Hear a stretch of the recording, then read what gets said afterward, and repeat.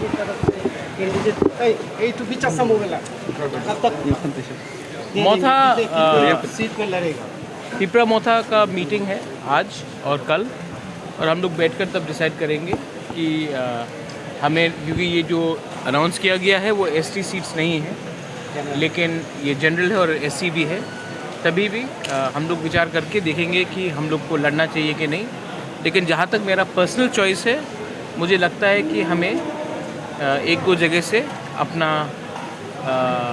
अपने आप को तैयारी करना चाहिए।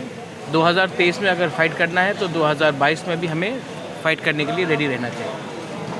और आप लंदन गए थे तो कि वहाँ जाके किस चीज़ पे चर्चा हुआ इसके वो आप यूट्यूब में देख लीजिए, लेकिन जो भी बात किया, त्रिपुरा के बारे में बात किया, हिंदुस्तान के बारे में बात किया, और त्रिपुरा का छवि को ऊपर उठाया।